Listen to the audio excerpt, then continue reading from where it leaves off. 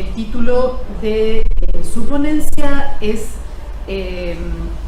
Proyecto, las entrevistas, enfoques, metodología y desafíos. Muchas gracias, Susana. Gracias a los organizadores. Buenas tardes, colegas y audiencia. Mi investigación trata sobre las entrevistas que se realizan en el marco de trabajos académicos como son las tesis y los proyectos institucionales, cuya finalidad es la producción de conocimiento social en el ámbito científico. Hago un encuadre general del tema primero y luego me centro en aspectos teóricos metodológicos. Primero, la entrevista es una intervención que el investigador hace en el espacio social. Segundo, la entrevista produce textualidad, que no son solamente los informes, los libros y las grabaciones, sino también audiovisuales y todo lo que en un sentido general podemos llamarlo textos, que no se atiene solamente a lo escrito.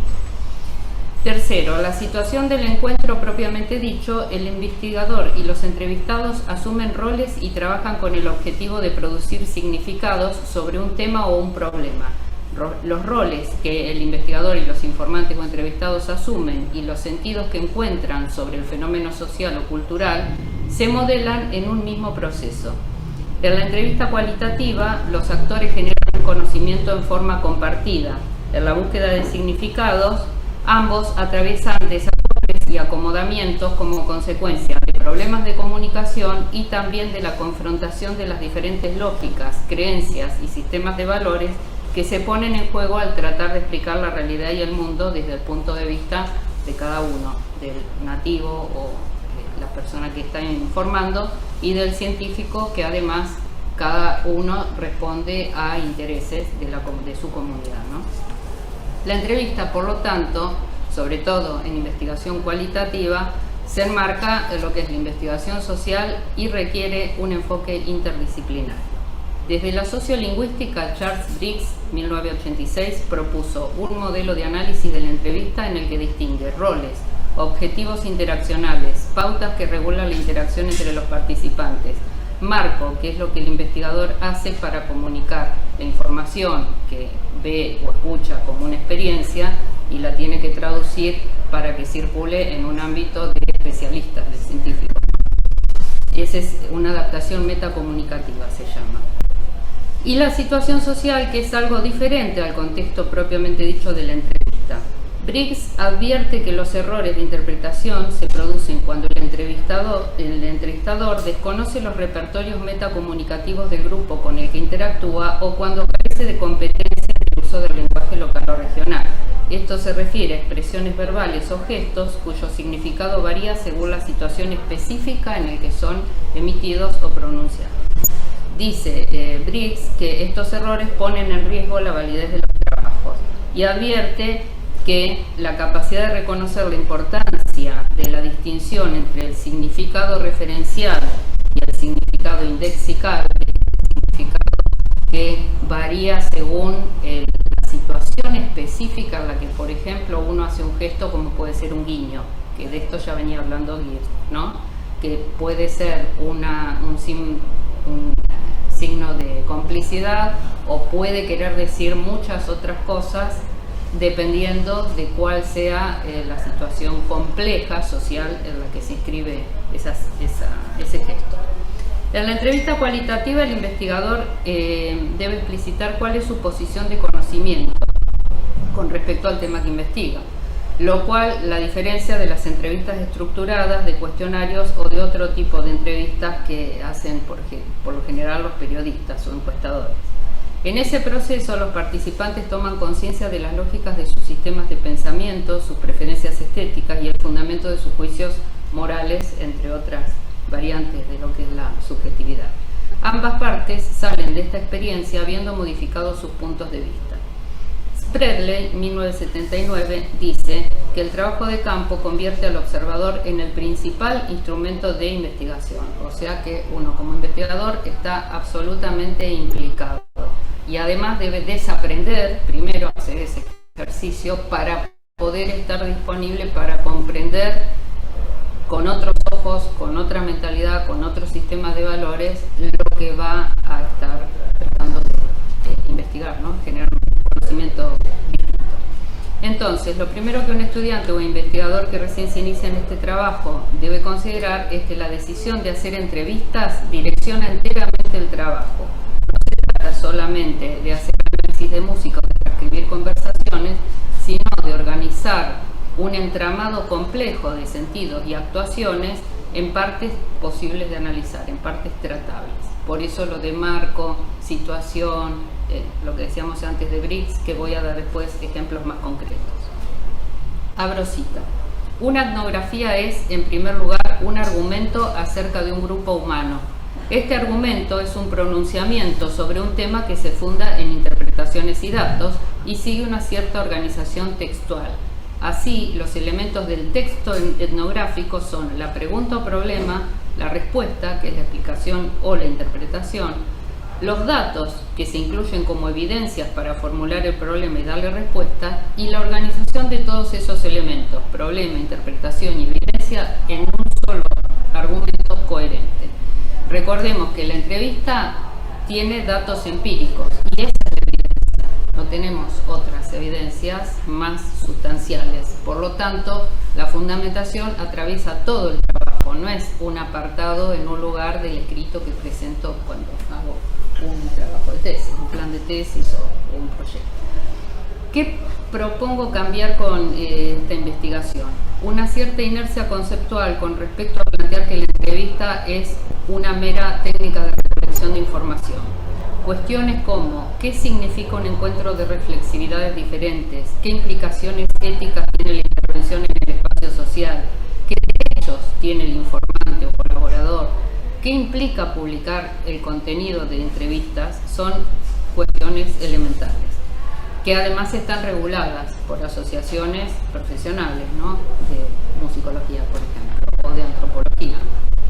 Entonces, sabemos que nuestro campo, especialmente la musicología, pero también quienes investigan la música desde otros lugares, ¿no? Desde otras disciplinas, tenemos una doble dificultad. Primero, hacer un análisis del intercambio verbal de eventos discursivos, performativos verbales, y también de las performances musicales o dancísticas o teatrales que se ejecutan en el contexto de la entrevista o de las observaciones que voy a hacer como complemento de las entrevistas, ¿no? Es decir, que abarca los procedimientos de registrar, interpretar, comunicación verbal y no verbal, gestual, sonora y otra relacionada con emociones, proximidad y una serie de cuestiones más complejas. El producto de esta investigación es un libro que publicará Educa en 2023.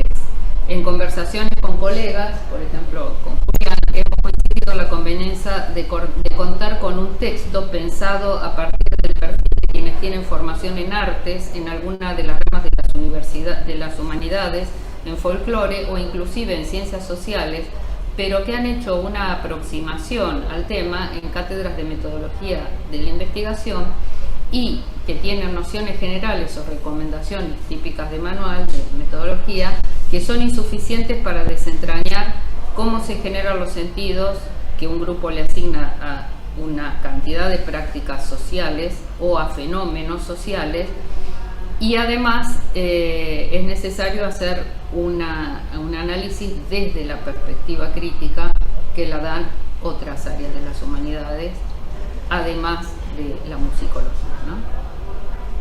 Entonces, la siguiente diapositiva, por favor. Los problemas de mi investigación son dos: hacer el recorte de los contenidos, las definiciones y los conceptos sobre la entrevista, considerando el perfil de los destinatarios, ¿no? Como dijimos, investigadores noveles y estudiantes tesistas, que además no vienen sabiendo toda esta cuestión porque es muy específica de lo sociolingüístico y de la etnografía. Y el otro problema es la reformulación conceptual y metodológica que requieren las entrevistas virtuales. Pasamos a la siguiente diapositiva.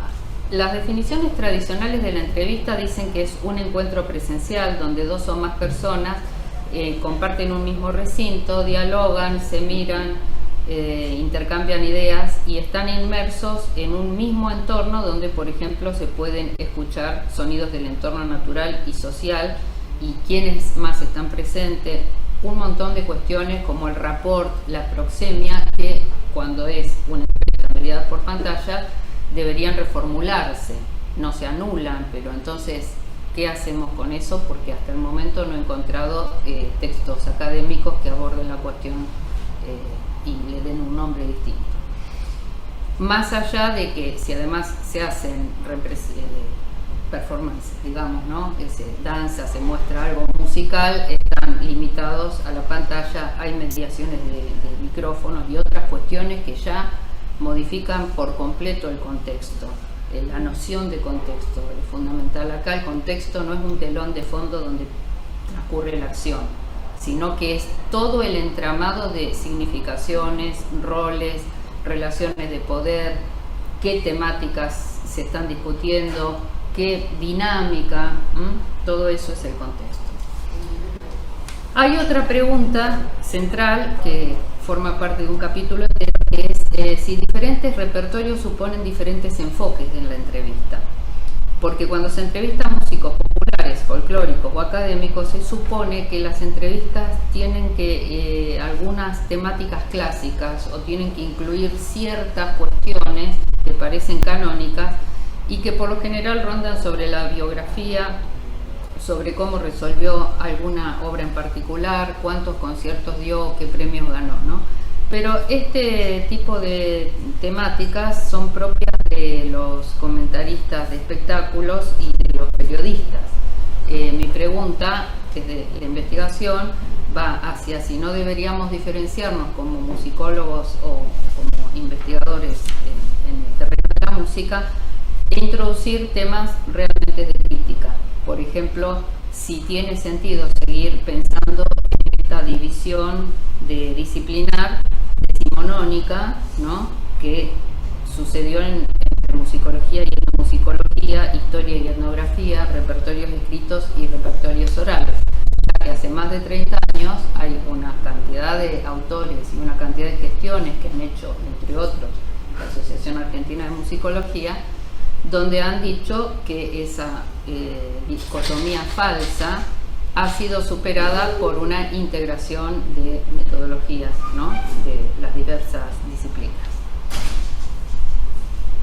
Pasamos a la siguiente diapositiva. Entonces, esto es como en general el sentido común de la gente piensa que están divididos los campos, y más allá de que es verdad que hay cuestiones que sí pasan por un lugar, por ejemplo, la música de los pueblos originarios en situaciones rituales que no pueden ser resueltas por la metodología que se aplica en los estudios de performance que trae la folclorística con total solvencia y trayectoria de eficacia.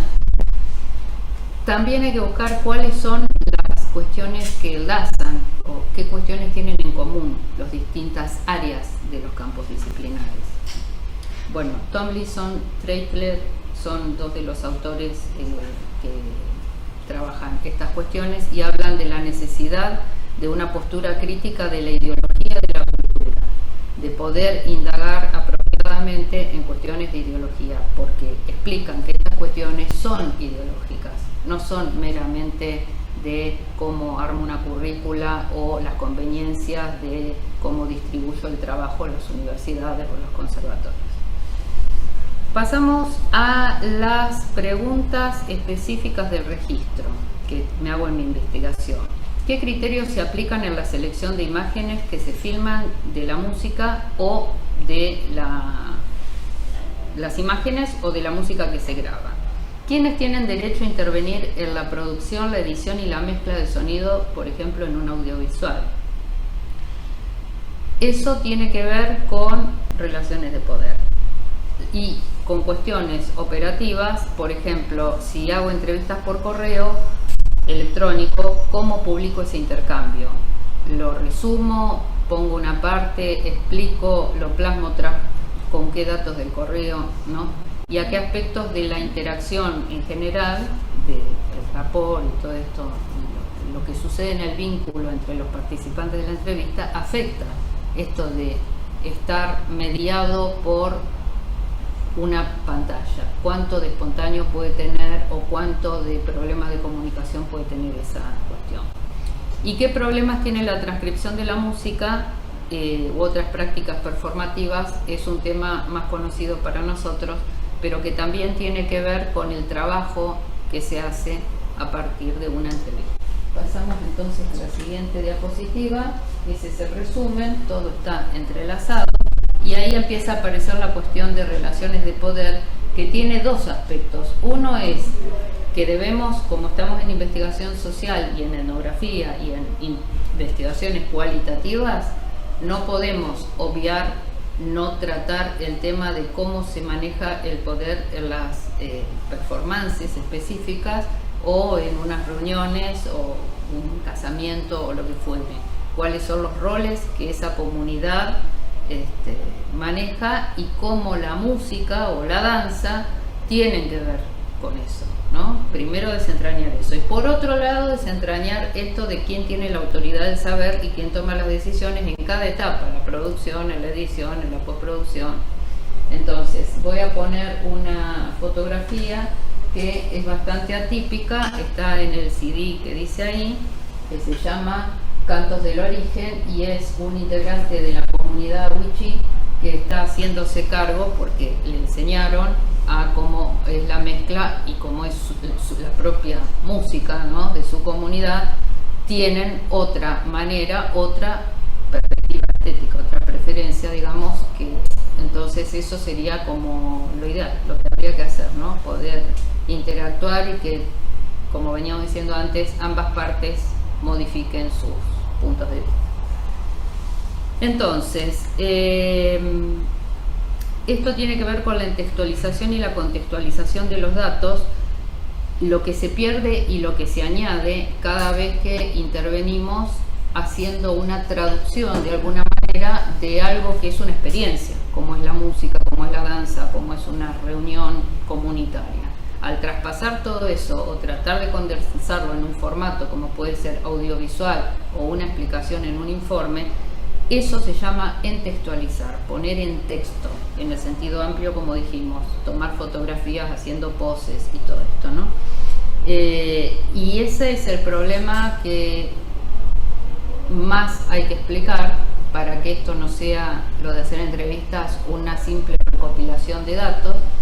Y ese es el tema que he trabajado en mi tesis doctoral publicada por UCA, que tienen disponible también en la plataforma del repositorio. Y por ejemplo esto que hace Carlos Vega con el carnavalito, que lo hizo en el campo, está en sus cuadernos, ¿no?, de viajes, es entextualizar una experiencia, una práctica performativa, ¿no?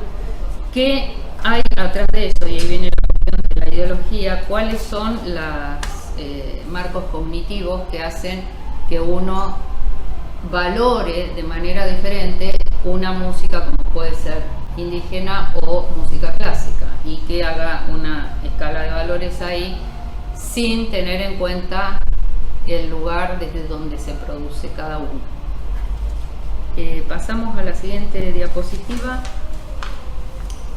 Entonces, es lo mismo que dije antes, los problemas centrales de hacer entrevistas y si eso está consensuado.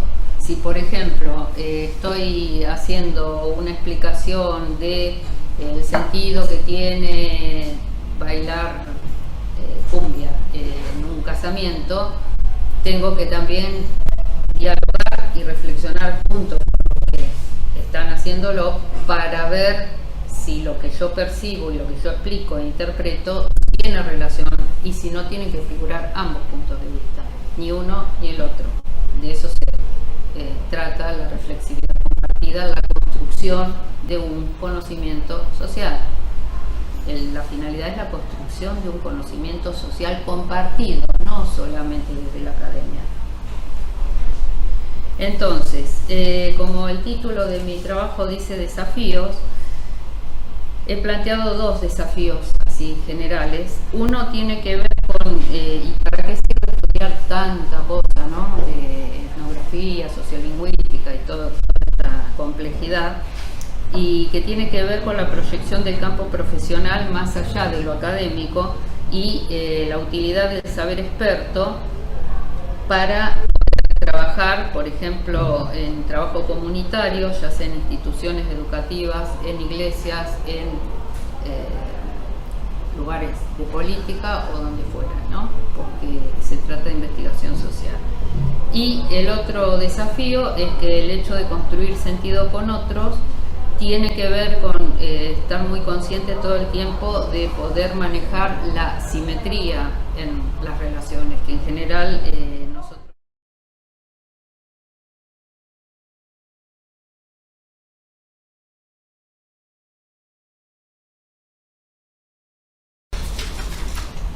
Bueno, voy a empezar por el director del proyecto y además director del Instituto de Musicología, que bueno, todos conocemos, pero por las dudas.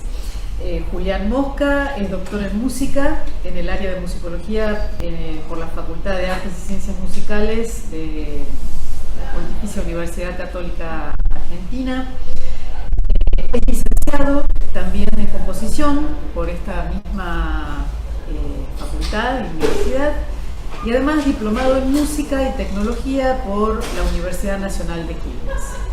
Bueno, actualmente lleva adelante la dirección del Instituto de Musicología e Investigaciones Musicológicas Carlos Vega de la universidad, que es diferente al nacional por las dudas. Compartiendo la labor investigadora con la docencia en esta casa también. En la actualidad, juntamente con estas tareas, se encuentra coordinando el doctorado en musicología.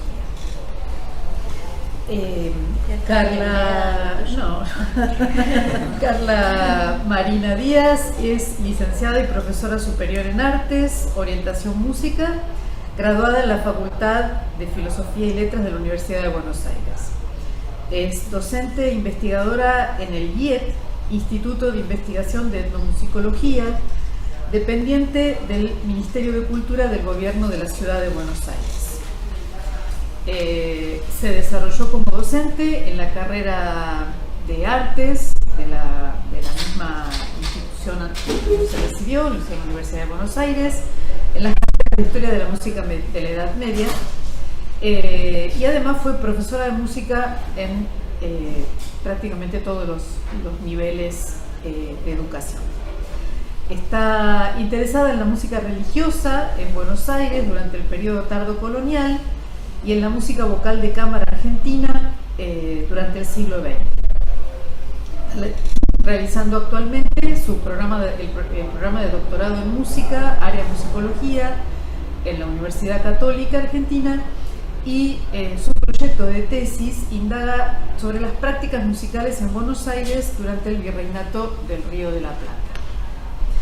Bueno, otro de los integrantes del equipo, pero que no está aquí en la mesa, es el licenciado de Magíster Sergio Pelacani. Lo tenemos en el fondo sentado a Sergio.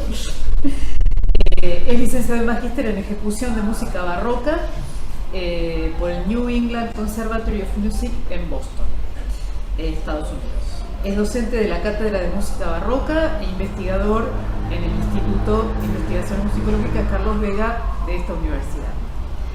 Dentro del marco de la UCA ha dictado seminarios de música barroca digamos, de muy variada temática dentro del barroco, y como contratenor, ya que es cantante, ha ofrecido conciertos en Nueva York, en Boston, en Padua, en Rosario y en el Teatro Colón de Buenos Aires. Además ha realizado trabajos como director escénico en ópera barroca en diferentes ciudades de América y de Europa. Bueno, yo me presento así muy fácilmente.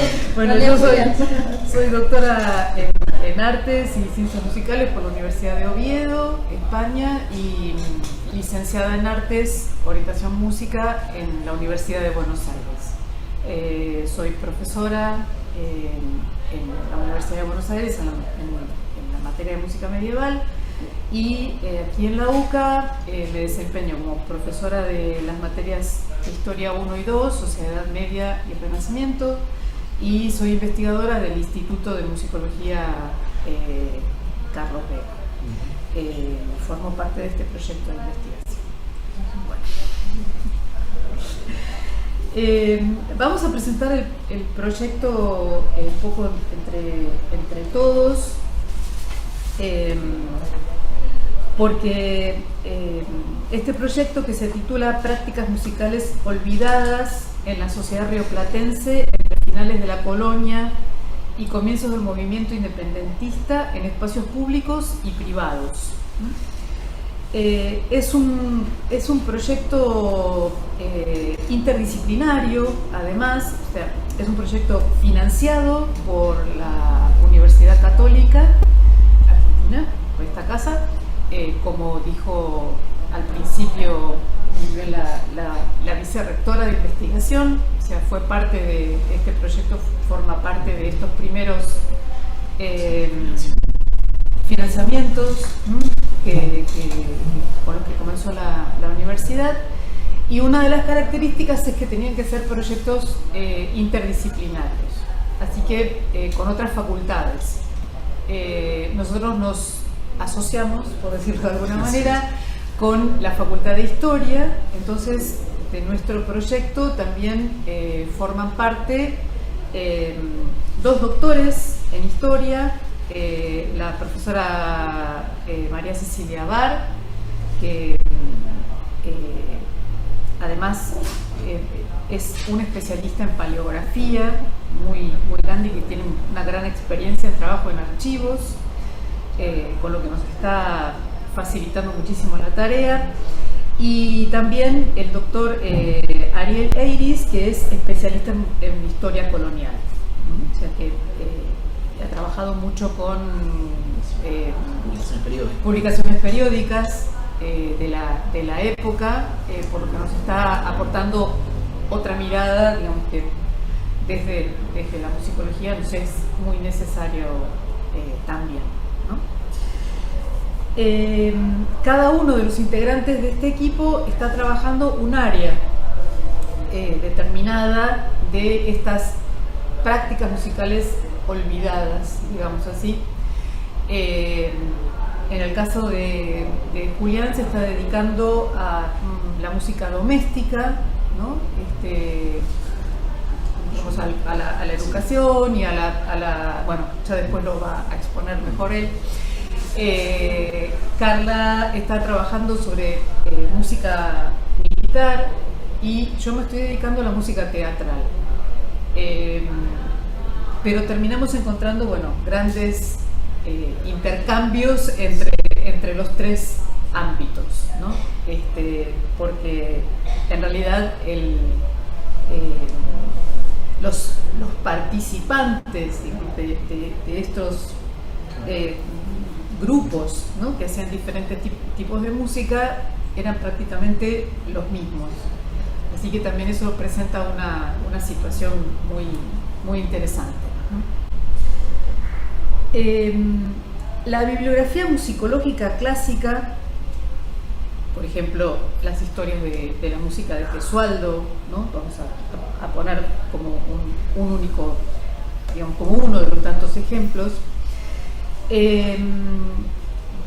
redactadas entre finales del siglo XIX y hasta mediados prácticamente del siglo XX, establece el inicio de la historia de la música argentina prácticamente siempre en una época posterior a la revolución de la independencia. Digamos, el momento en que la colonia empieza a autopercibirse como una incipiente nación. Estos textos presentan casi una búsqueda casi desesperada del primer compositor nacional, la primera partitura que se conserva en el país, o por ejemplo la primera canción patriótica, ignorando, digamos, de esta manera todas las manifestaciones musicales ocurridas en el periodo tardo virreinal, algo que no sucedió en los estudios de otras partes, de otros virreinatos, tanto de América del Sur como México, por ejemplo, donde sí fueron y son muy importantes los estudios de música virreinal. Por supuesto que tenemos que tener en cuenta que, bueno, el Río de la Plata como virreinato tuvo muy pocos años de existencia, como fue el último virreinato que se formó, y por lo tanto, claro, no llegó a tener el esplendor del barroco de las catedrales de los otros virreinatos, ¿no?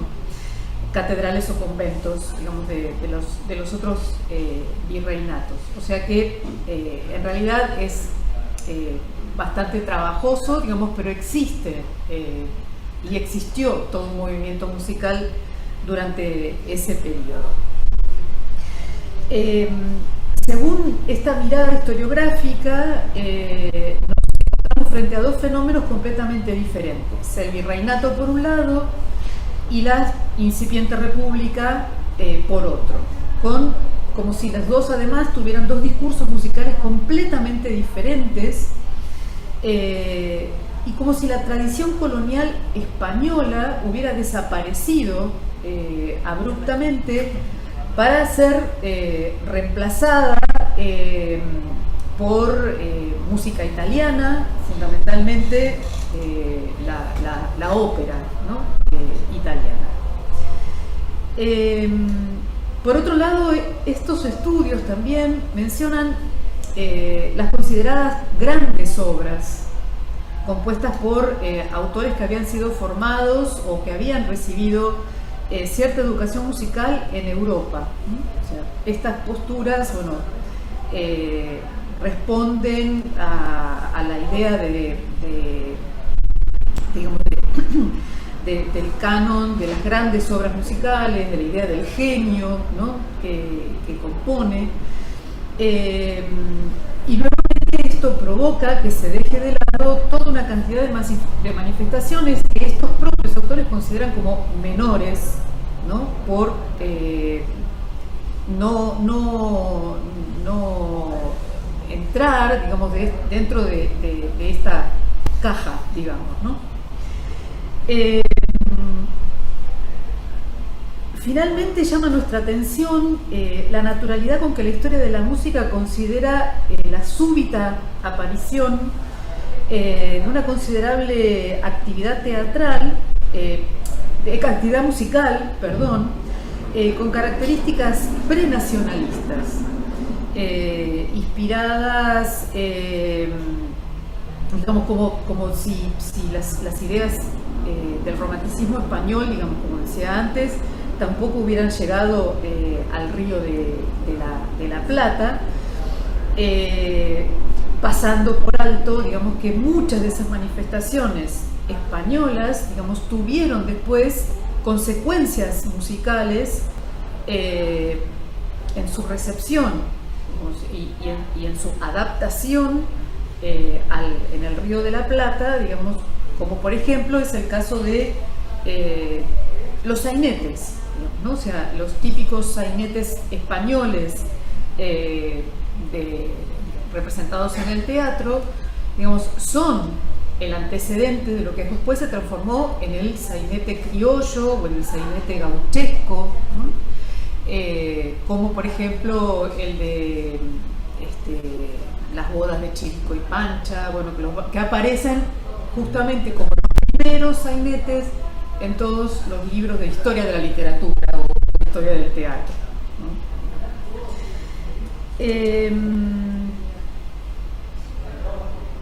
Bueno, aparecen denominaciones como para este tipo de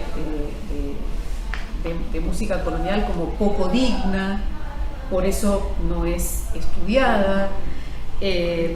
Digamos, si hay una marcada, es evidente, digamos, una marcada fobia, casi podríamos decir, hacia todo lo que hubiera sido herencia española, ¿no? O sea, esperando la rápida aparición de lo italiano, digamos, como la gran música, ¿no?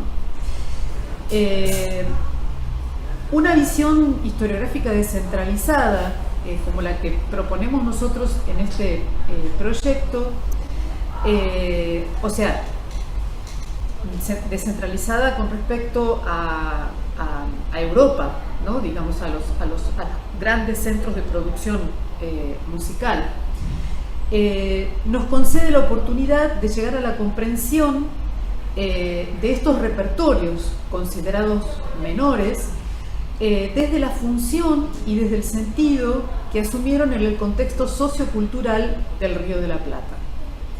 El estudio del análisis pormenorizado de los mismos no solo nos permitirá brindarles una entidad a estas músicas olvidadas, sino además detectar redes de intercambio y circulación por las que transitaron a través del estudio de recurrencias, referencias, concordancias entre diversas fuentes y apropiaciones culturales bajo la forma de procesos de contrafacta o de resignificaciones. Nuestro marco teórico para plantear este trabajo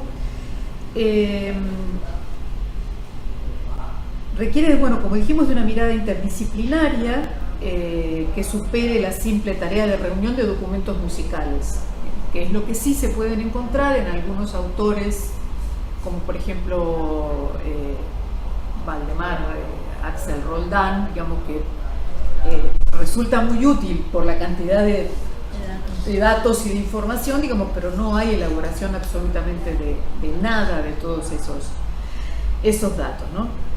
En gran medida, hasta ahora, por lo que hemos podido trabajar y lo que existe, digamos, no existen partes musicales escritas de muchas de estas manifestaciones que intentamos abordar. Pero creemos que no es posible realizar un estudio musicológico, a pesar de que no se hayan conservado, aparentemente, parte de estas partituras.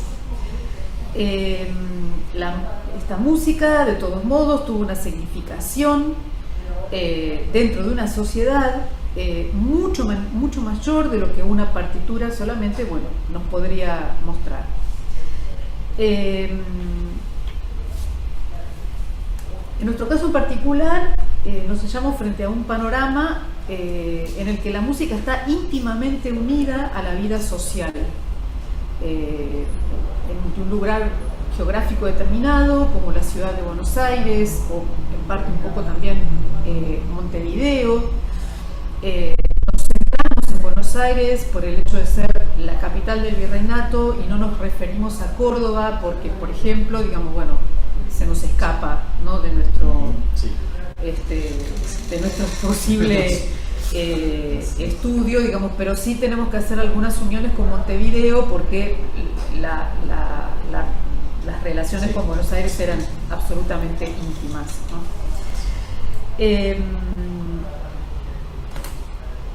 Encontramos que este panorama tan complejo no puede abordarse si no es dentro de del marco de la historia social y en particular dentro de la microhistoria, digamos, porque hay una cantidad de participantes, además de, como les decía antes, de estas manifestaciones que merecen, ¿no?, un estudio así, de este tipo.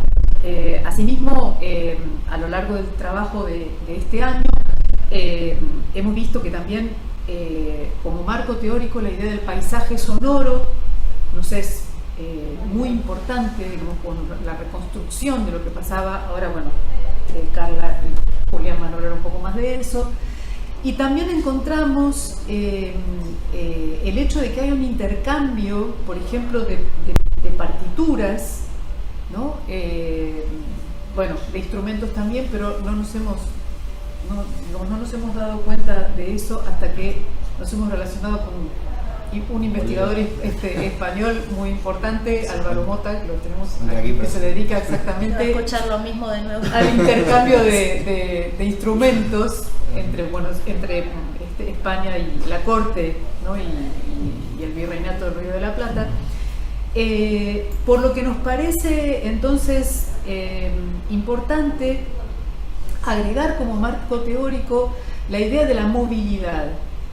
Es un marco teórico bastante nuevo, utilizado para las migraciones, en realidad, por la geografía, por la demografía, por estudios más de tipo sociológicos, pero que ha sido aplicado por algunos musicólogos creo que con bastante acierto y éxito, por lo que nosotros, digamos, vamos a tomarlo también como marco de estudio, porque vemos eso, digamos, que hay constantes compras de material musical, ¿no?, a España, pedidos de música, incluso intercambio también de músicos, ¿no?, que vienen hacia el Río de la Plata. Bueno, en general eso es la teoría, digamos, un poco el marco teórico y nuestra postura con respecto al proyecto. Bueno, les dejo espacio a Julián y a Carla. Bueno, muchas gracias, Susana. Bueno, como decía Susana, la propuesta es investigar, digamos, un poco lo que es, digamos, la actividad musical y la producción musical, los vínculos, ¿no?, para los actores, los recursos humanos, digamos, ¿no?, entre los diferentes ámbitos, ¿no?, el salón, por un lado, la milicia, el teatro, ¿no?, principalmente. Bueno, de mi parte, yo estoy abocado en lo que es el estudio de lo que es el salón, o como, digamos, en principio lo habíamos pensado así, como dice Susana, es un proyecto de investigación, por lo tanto está en curso, digamos, y está constantemente también reformulándose en algunas cuestiones, ¿no?, de alcance, etc. Susana dijo muy bien, ¿no?, el ámbito doméstico, ¿no?, porque en un principio uno podría pensar que el ámbito doméstico, lo primero que dice en cuanto a la música, lo primero que uno piensa en cuanto a la música es, bueno, el salón, ¿no?, y todo lo que sucede a nivel musical allí. Digamos que lo primero que a uno le aparece en la mente, que viene a la mente, es las tertulias, ¿no?, los saraos, etcétera, ¿no?, que fueron tan importantes para la sociedad, ¿no?, urbana, digamos, del siglo XVIII, siglo XIX, y bueno, y que, como señala Juan María Beñar, ¿no?, en una publicación que está muy pronto a salir a la luz por nuestro instituto, precisamente sobre la música del salón en Buenos Aires, en la colonia y hasta comienzos del siglo XX, ¿no?, es una observación que quizás un poco puede parecer, uno lo puede decir al pasar, pero en realidad, como todo lo simple, es muy profundo, que el salón fue un ámbito que digamos, que hoy en día no existe, o sea, no podemos comprenderlo del todo porque es algo que está extinto, ¿no?, desapareció de la sociedad, de nuestra sociedad hacia comienzos del siglo XX, por muchos factores, ¿no? Pero bueno, y sin duda fue importantísimo como núcleo de todo lo que era la actividad musical en este periodo que estamos estudiando. Pero un poco la idea es, por eso, como decía Susana, repito, hablar del ámbito doméstico, porque no solo está allí la actividad del salón, sino además todo lo que está por detrás, que es, por ejemplo, la enseñanza musical, ¿no?, los maestros, los discípulos, digamos, ¿no?, o sea, todas las familias, digamos, aristócratas tenían a su maestro de música para sus hijas, para sus hijos, y estos maestros, lo interesante es que a su vez, obviamente no eran solo maestros, sino que eran músicos que se desempeñaban a su vez, que en la orquesta del teatro, en la banda militar, bueno. Por lo tanto, el ámbito doméstico es muy interesante porque es un ámbito en el que se entrecruza todo el resto de los ámbitos, ¿no? O sea, es una especie de hipervínculo hacia diferentes, hacia el resto de los ámbitos. Bueno, en mi caso, y en el caso de lo que es el salón propiamente dicho, allí tenemos, bueno, la presencia de la música es importantísima en las tertulias, como decíamos, a través de las danzas, de la canción, ¿no?, la canción de cámara, incipiente todavía en el periodo que estamos estudiando, pero con referencias interesantes, ¿no?, y que apuntan directamente a lo que se está haciendo en España, autores españoles, propiamente dicho. En el ámbito de las danzas tenemos danzas danzas de salón, ¿no? Que son netamente europeas, la mayor parte de ellas, pero tenemos ejemplos muy interesantes de variantes criollas, ¿no? Como por ejemplo el silito, el montonero, ¿no? Montonera. Bueno, el silito es un caso muy, muy interesante y al cual últimamente me estoy abocando, digamos, especialmente en su estudio, porque reúne elementos, digamos, que son verdaderamente muy dignos de estudio en cuanto a las relaciones con la tradición de la contradanza europea, ¿no? y a variantes, digamos, que se incorporan aquí en el Río de la Plata, que bueno, de las cuales hay que buscar todavía algunas relaciones, pero es muy interesante.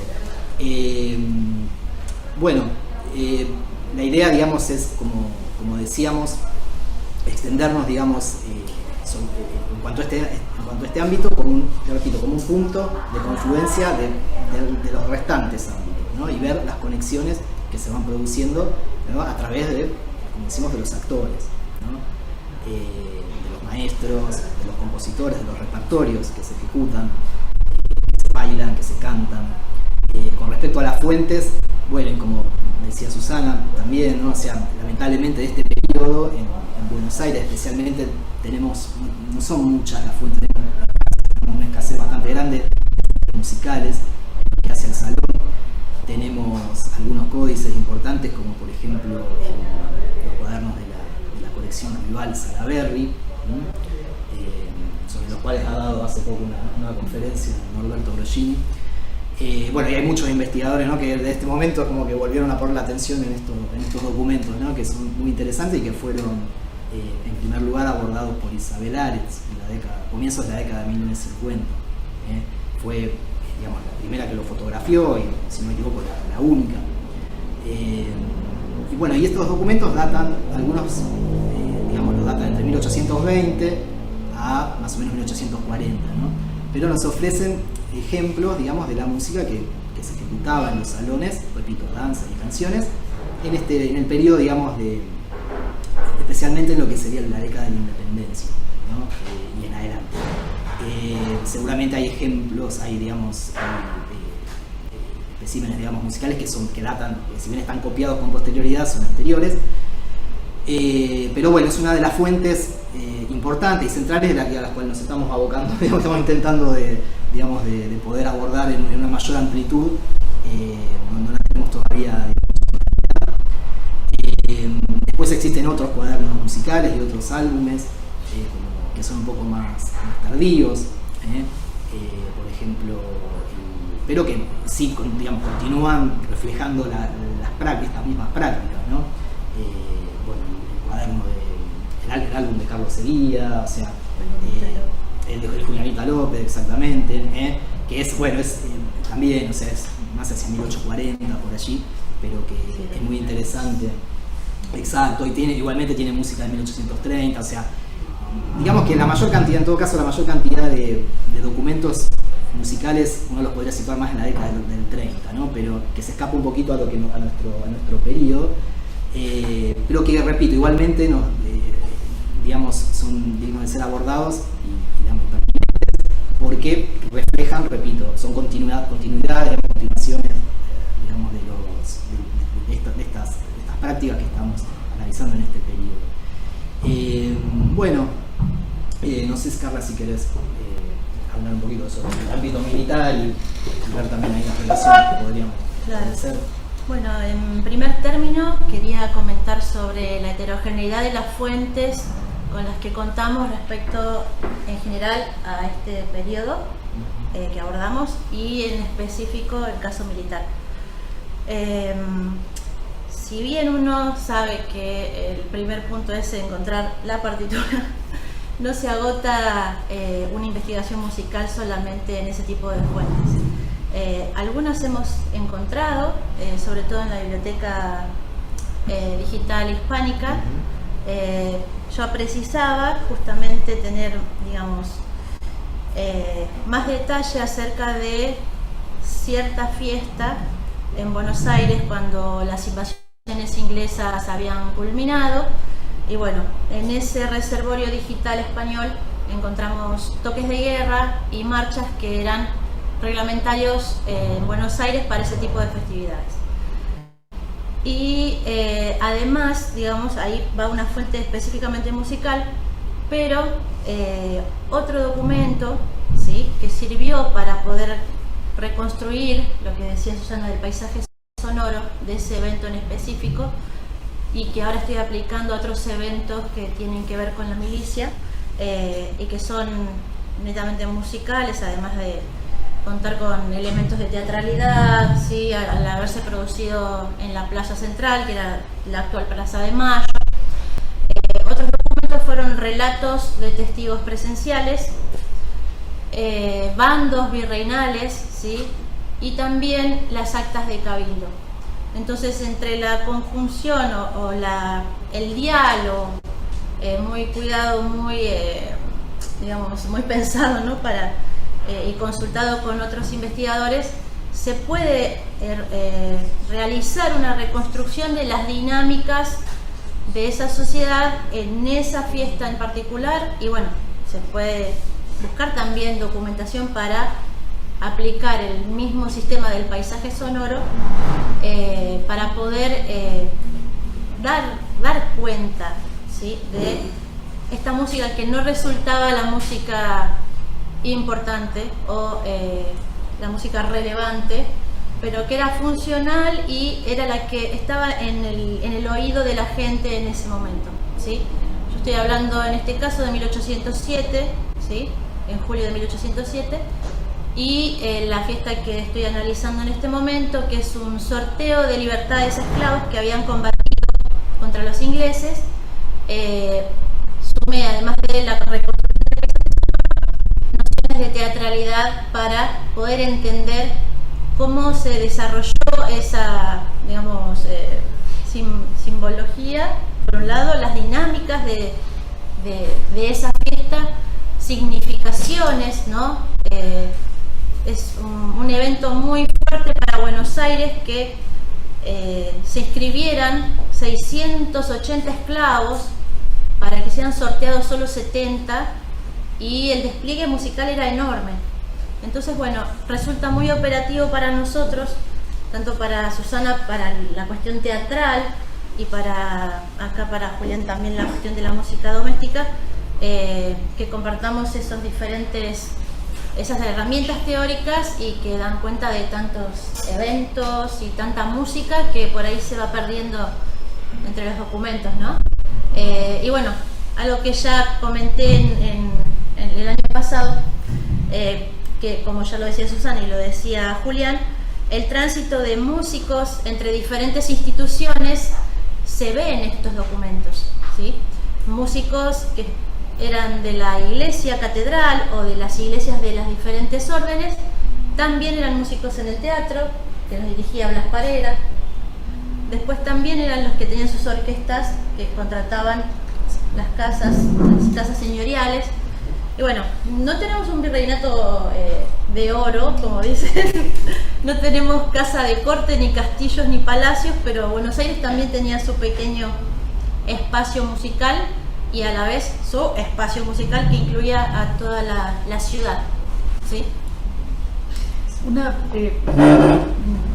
pequeño comentario nada más. Digamos, lo que resulta fascinante es ver cómo el Archivo General de la Nación tiene una cantidad de información, no musical, pero sí administrativa, que ayuda a reconstruir justamente todos estos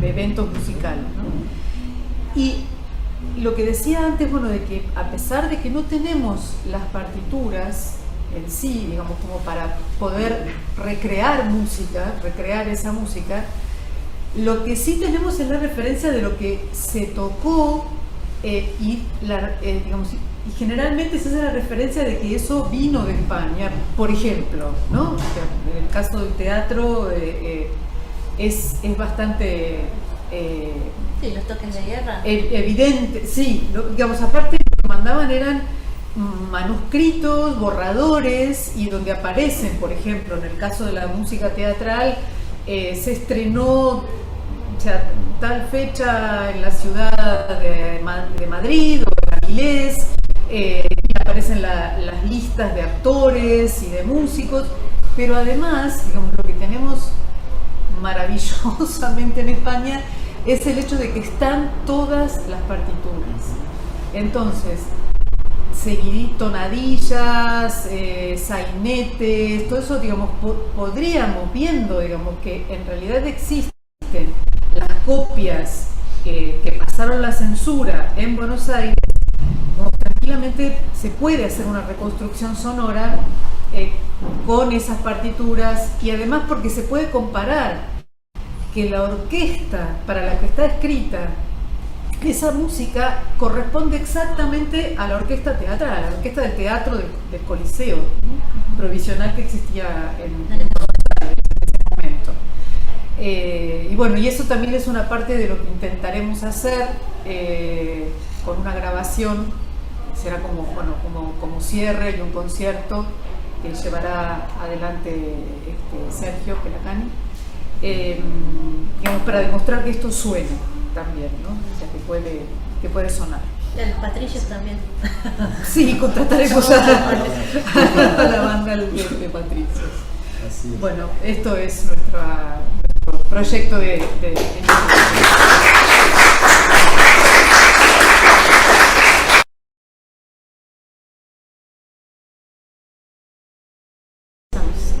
Bueno, presento a Silvina Martino. Es investigadora invitada en el Instituto de Investigación Musicológica Carlos Vega de la UCA.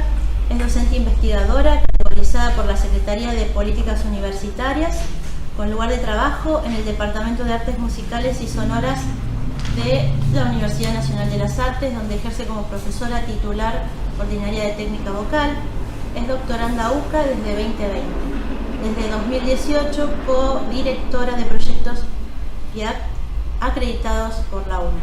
Y ella nos va a hablar, qué lindo tema, el fondo documental César Dillon del Instituto de Investigaciones Musicológicas Carlos Vega de la UCA como fuente para la historia de las cantantes líricas en la Argentina.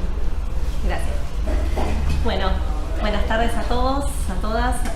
Lo primero que quiero es agradecer al decano de la Facultad de Artes y Ciencias Musicales, el doctor Pablo Cheta, y al director del Instituto de Investigaciones Musicológicas Carlos Vega, doctor Julián Mosca, por haber aceptado mi propuesta investigativa colaborativa, y a mis directoras, doctora Vera Volkovich, y mi codirectora, la doctora Silvina Luz Mancilla.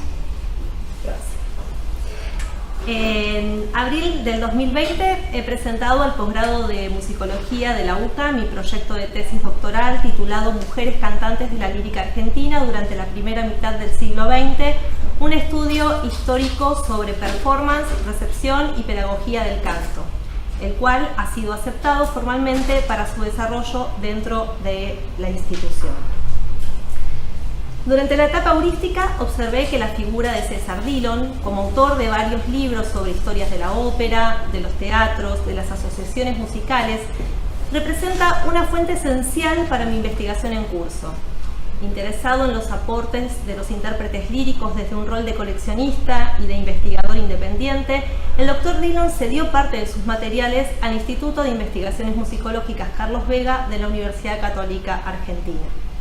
Todos los documentos que contaba en su haber luego de su deceso fueron donados por testamento y divididos en 3 repositorios: el Instituto de Investigaciones Etnomusicológicas del Gobierno de la Ciudad de Buenos Aires, IET, el Instituto Nacional de Musicología Carlos Vega y el Instituto de Investigaciones Musicológicas Carlos Vega de la UCA. Desde el 2020 comencé las gestiones de interés en el acervo documental que está en el Instituto UCA. Al no tener la posibilidad de acceso a estas fuentes, en primera instancia por la situación pandémica y posteriormente por la falta de catalogación de gran parte de fuentes que obran en el instituto, propuse colaborar en ella y en otras tareas archivísticas e investigativas que se requieran de materiales pertenecientes a la donación César Dillon, cuya importancia patrimonial es bien conocida en el ámbito de la musicología local. De esta manera podría acceder y consultar las fuentes que considero relevantes para mi tesis doctoral. En el mes de mayo del 2022, con la anuencia de la doctora Mancilla, presenté un proyecto al director del instituto denominado el Fondo Documental César Dillon del Instituto de Investigación Investigaciones Musicológicas Carlos Vega, UCA, como fuente para la historia de las cantantes líricas en la Argentina. Dicha propuesta fue aceptada y desde el mes de septiembre se encuentra en vigencia hasta diciembre del 2024. Quienes quieran pueden visitar la página de la universidad para conocer más del proyecto. Los objetivos específicos del proyecto son relevar con la asesoría de las personas a cargo en el instituto documentos y o fuentes secundarias u otros materiales que puedan ser utilizados en mi investigación. Contribuir con la clasificación y catalogación del acervo Dillon en función de dar accesibilidad a otros investigadores que puedan estar interesados en conocer su constitución. Colaborar en tareas de archivística musical en línea con el entrenamiento metodológico que la institución habitualmente implementa. Por no conocer el volumen de fuentes a relevar, los plazos y horarios posibles para cumplir en este trabajo quedan sujetos a disponibilidad de ambas partes. Por otro lado, participar como cantante en algún evento científico o artístico organizado por el instituto que ponga en valor, informe o divulgue el contenido del acervo César Dillon. Y por último, redactar un breve informe de lo realizado en vistas a su publicación en alguna clase de revista científica o de divulgación, página web u otra instancia que proponga la institución. Antes de definir,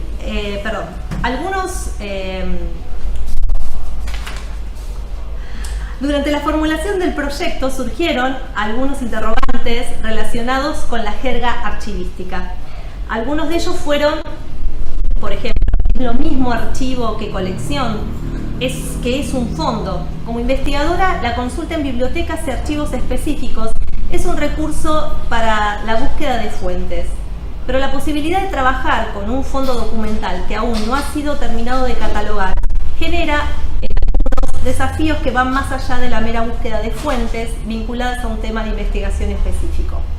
Para comprender algunos conceptos de la archivística, me presté de algunas publicaciones como marco teórico, entre ellos un artículo del investigador brasileño Andrés Garracota, Archivología musical, conceptos, principios, futuro.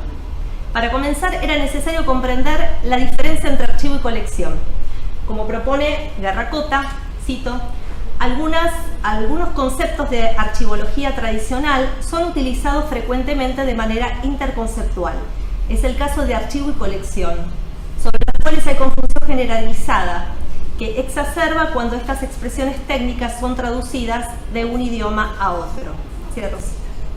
Antes de definir estos conceptos, Guerra propone esclarecer el significado de documento en el contexto de la archivología y cita a Bellotto.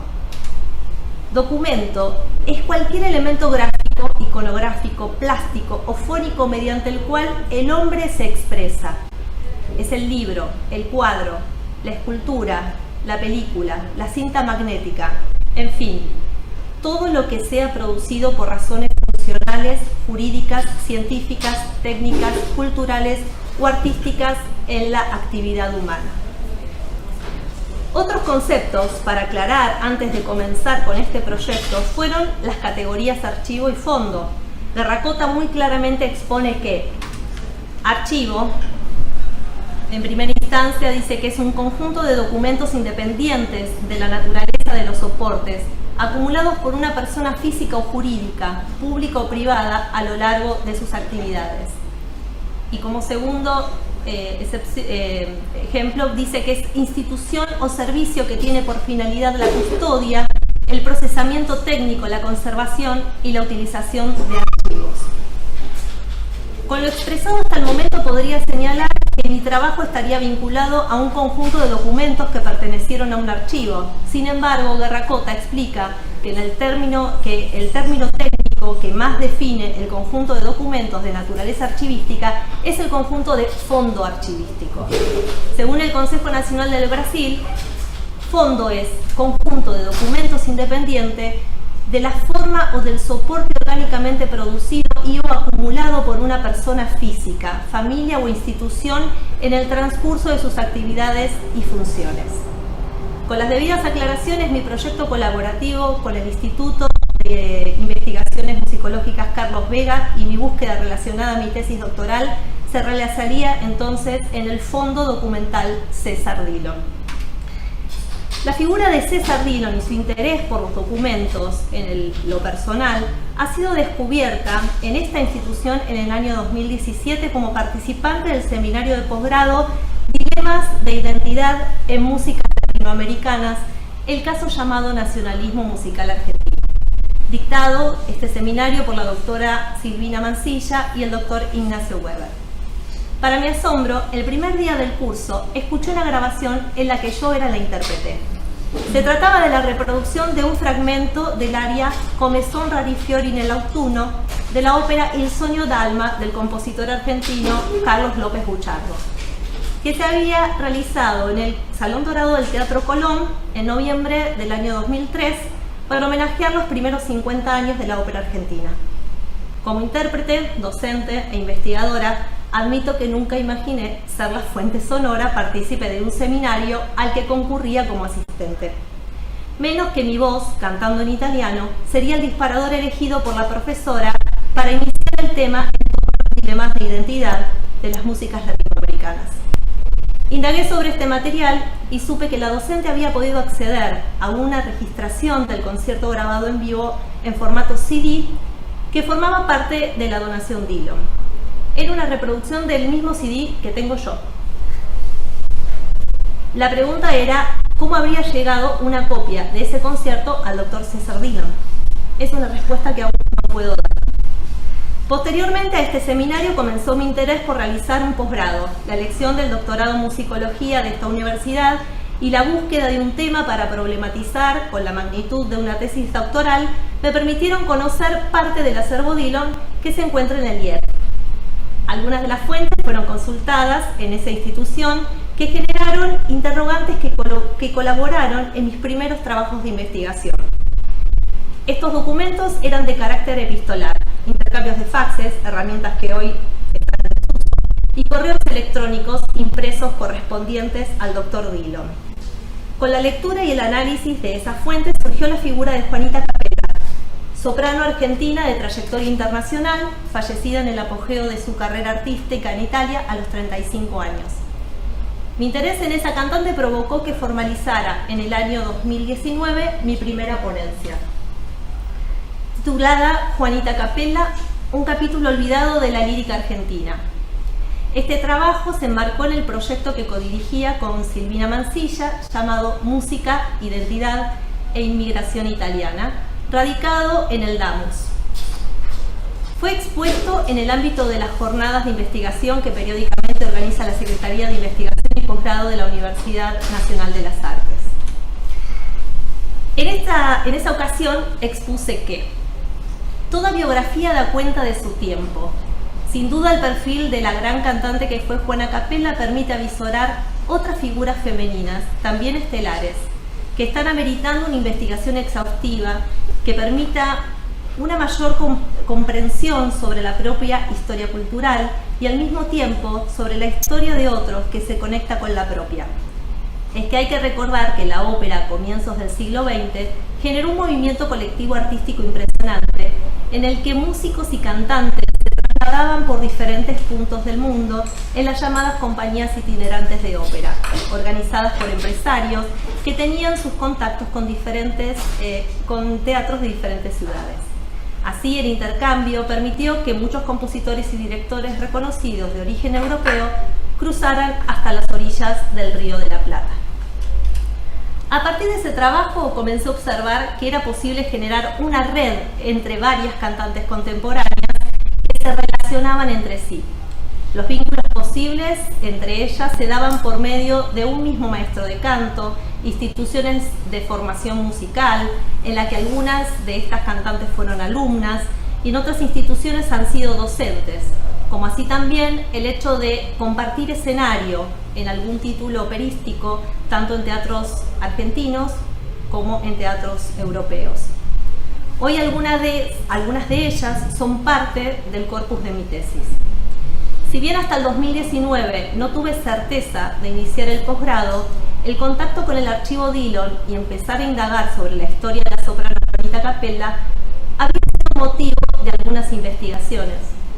Al poco tiempo surgió la posibilidad de presentar un artículo en la revista del Instituto de Investigaciones Musicológicas Gastón Vega, lo que fue un estímulo que provocó la necesidad de dar algunas respuestas a las preguntas formuladas.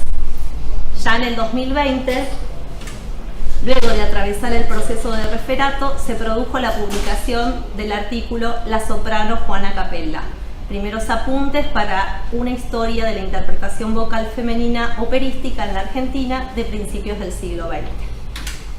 Pensar en un individuo y su colección personal como posible fuente para un trabajo de investigación puede resultar tal vez irrelevante por el escaso material que podría llegar a ser considerado importante para una tesis doctoral.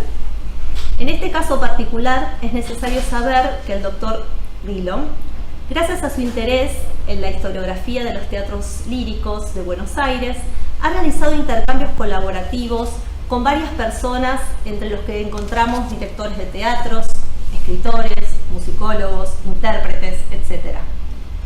Sus aportes bibliográficos como autor son hoy obligatorios para todo aquel que quiere indagar y o profundizar sobre temáticas referidas a los teatros líricos en Buenos Aires. Sus intereses generaron que sea portador de varios libros y registros sonoros de origen extranjero que en algunos casos no se encuentran disponibles en bibliotecas especializadas. Asimismo, hay determinadas fuentes primarias que solamente quedaron en su acervo. El doctor Dillon, posiblemente por su rol de abogado, melómano, y conociendo el valor de sus aportes y las fuentes con las que contaba, no quiso dejar nada librado al azar. Su precavida acción y perfecta organización permitió no solo que hoy contemos con su fondo documental, sino también con un libro póstumo de corte documental. El Teatro de la Gran Aldea, Antiguo Teatro Colón, Historia y Cronología. Es menester aclarar que esta publicación ha sido posible gracias a un documento testamentario en el que el propio autor nombró a 4 personas para realizar el trabajo de revisión y preparación de la edición del libro. Solo 2 de los mencionados en el testamento aceptaron el desafío de dar a luz al trabajo de investigación de Dillon. El doctor Juan María Beñar y el licenciado Héctor Luis Goyena fueron quienes asumieron la responsabilidad de concretar la publicación. La investigación sobre el antiguo Teatro Colón de Buenos Aires consta de 2 tomos revisados y preparados para su edición por cada uno de los responsables elegidos. El doctor Beñar estuvo a cargo de la elaboración del tomo número 1, 1857 a 1872, y mientras que el licenciado Goyena se ocupó del tomo 2, que va desde 1873 a 1888. Una reseña que en su momento publiqué puede leerse en la revista 433 de julio del 2020. Comenzar a trabajar en el instituto es algo que es muy reciente. Comencé en agosto de este año como investigadora invitada ad honorem y doctoranda a la vez con la donación Dillon perteneciente al Instituto UCA. En primera instancia tuve acceso al catálogo del instituto y observé que no es posible decir fehacientemente qué cantidad de materiales del acervo Dillon se encuentran ya catalogados y a disposición del público, debido a que no hay una distinción entre los documentos pertenecientes a este fondo y otros. Previo a mi ingreso, parte de las fuentes de la donación fueron catalogadas gracias a la colaboración por parte de algunos alumnos de la Facultad de Música de esta universidad. La metodología por seguir para introducir cada documento al catálogo sugiere categorizar los libros según corresponda van a ver ahí, por ejemplo, antologías, catálogos, diccionarios, etc. Luego se ingresa la información correspondiente, título, autor, etc. Recientemente comencé con la colaboración de una alumna de la Facultad de Música interesada en iniciarse en la investigación con los primeros ingresos a la base de datos. Lo primero que se incorporó y se encuentra disponible para el uso público es el diccionario Grosses Sänger Lexikon. Este primer ingreso no fue fortuito, ya que en mi búsqueda de fuentes sobre las cantantes que estoy estudiando, las primeras consultadas realizadas fueron en los diccionarios especializados. La escasez o falta de información sobre las mujeres cantantes provocó en algunos casos que uno de los objetivos de mi tesis apunte a realizar el aporte de alguna biografía sobre ellas. En una de las visitas a Liet, en el 2019, encontré una fotocopia, era una biografía en alemán sobre Juanita Capella. Al no tener datos de la fuente y solo la posibilidad de fotografiar esa información, me formulaba una sola pregunta: ¿a cuál fuente bibliográfica pertenecía esa entrada léxica? Solo emergía como dato relevante el idioma alemán. 3 años más tarde puedo decir que esa fotocopia pertenece a la voz que está en el Grosses Sänger Lexikon, diccionario alemán sobre cantantes. La obra consta de 7 volúmenes y ya puede ser consultada por el público. Este hallazgo me permite inferir que el Dr. Dillon accedía a fuentes poco accesibles, al menos en nuestro medio. Su interés en los y las cantantes no solo provocó la compra de este diccionario especializado, sino también la investigación de algunos de ellos, como lo demuestran sus notas encontradas en el Liet. Hasta el momento, debido a la gran cantidad de libros dispuestos para su categorización y próxima catalogación, puedo decir que en su mayoría son libros de historia de la música en varios idiomas.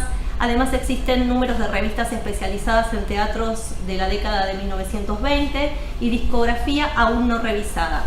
El volumen de fuentes a consultar para mi tesis doctoral y a la vez para catalogar como investigadora invitada me permite decir que será un trabajo arduo y que llevará mucho tiempo lograr que este fondo esté disponible al público. En una primera etapa he seleccionado una cantidad de libros que no considero relevantes para investigación y serán los primeros en estar disponibles para otros investigadores. Como segunda etapa pretendo dar acceso a las fuentes que en este momento estoy analizando para utilizar como fuentes en mi tesis doctoral. Por el momento, por razones laborales, solo puedo disponer de pocas horas semanales. Dada la cantidad de material, sería necesaria la colaboración de otros estudiantes o investigadores para que esta donación pueda ser dada a luz según el interés del público consultante. Estoy en conocimiento de al menos 2 colegas que realizan su doctorado en la Universidad de Buenos Aires en áreas muy conexas con los alcances de este fondo. El Fondo Documental Dillon tiene, a mi parecer, varios datos aún por develar que podrían ser utilizados para mi trabajo de investigación vinculado a mujeres cantantes de la lírica de comienzos del siglo XX. El cruce de información que he realizado entre las diferentes instituciones que tienen alguna parte de su donación al resguardo me permite aseverar que varias tesis podrían nutrirse de las fuentes que obran allí. Para que esto sea fructífero es fundamental fomentar la investigación colaborativa. No hace mucho tiempo, en pocas horas, emprendimos entre varias personas la digitalización de las copias de la revista Bibelot obrante en el instituto, que ya está disponible para la consulta. Participó una musicóloga italiana, Barbara Gentili, el doctorando UASIT, Pedro Camerata, aquí presente, y la doctoranda CONICET también presente, Luisina García. El acceso al Fondo Dillon y la posibilidad de indagar en él provocó en mí interrogantes que derivaron en la presentación de ponencias en jornadas y congresos y la publicación de un artículo hasta el momento, con temas vinculados a algunas de las cantantes de mi corpus. Disponer del ingreso a un archivo, en este caso como investigadora invitada, para realizar un proyecto es un privilegio no solo por la disponibilidad de documentos, sino también por la experiencia en archivística y catalogación. Si bien es una oportunidad valiosa como investigadora, considero que la falta de recursos humanos provoca que los investigadores debamos generar estos proyectos como recursos de accesos de fuente. Tal vez podríamos considerar que la colaboración de estudiantes de grado y posgrado en los diferentes repositorios podría ser considerada como parte de la formación del investigador y así ayudar a las instituciones que no cuentan con los recursos necesarios para indexar nuevos ingresos al catálogo por falta de personal. Muchas gracias.